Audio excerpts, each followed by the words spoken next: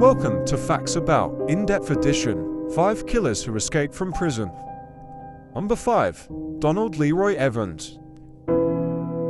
Donald Leroy Evans was a white supremacist who raped and murdered a 10-year-old homeless girl and 2 prostitutes in Florida during the 1980s.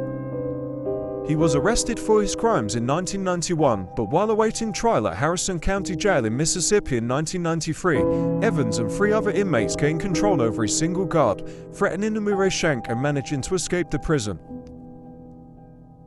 Evans was found only 24 hours after escaping. He hadn't even made it half a mile away from the prison.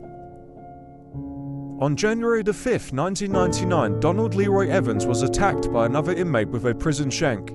He died from his wounds almost instantly. Number 4. Lyda Trueblood. Lyda Trueblood was arrested in the 1920s and sentenced to life for killing her daughter, brother-in-law and 4 husbands via arsenic. Due to her good behavior in the 10 years she spent at Idaho State Penitentiary, the prison guards were fairly lax on her security. Trueblood took advantage of this by removing a bar from her cell window and climbing down the prison wall with a rope she'd made from her bedsheets.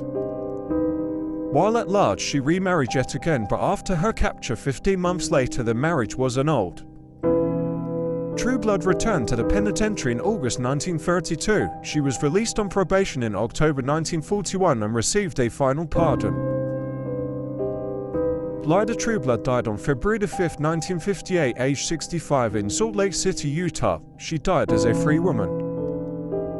Number 3. Randy Greenawalt. In 1974, Randy Greenawalt was sentenced to life in prison after murdering 3 men. While at Arizona State Prison, Greenawalt met up with another convicted murderer, Gary Tyson, and with the help of Tyson's sons, Greenawalt and Tyson escaped in 1978. While on the loose, Greenawalt and Tyson kidnapped and killed John and Danelda Leons, their 2-year-old son Christopher and their niece Teresa Tyson. After moving north, the escapees then murdered newlyweds James and Margene Judge. Greenawalt was recaptured less than a month after the escape. Tyson evaded capture but was later found dead in the Arizona desert.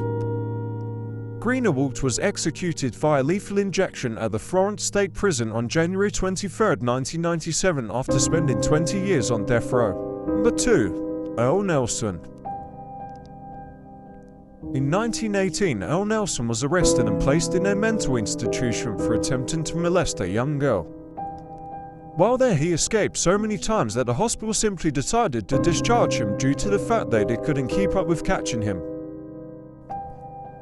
Nelson ended up killing 26 victims in 2 years. He was eventually caught and arrested in Canada, but as expected, Nelson escaped and boarded a train going south. Unfortunately for him, the train he boarded was carrying several detectives who recognized him and arrested him once more.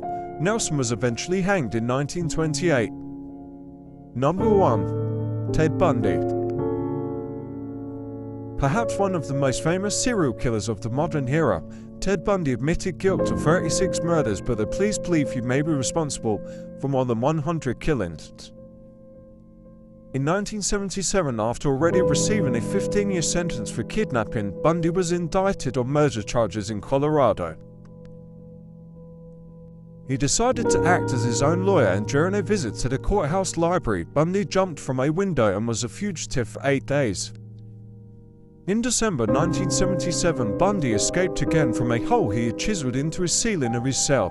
He wasn't discovered missing until 15 hours after he escaped.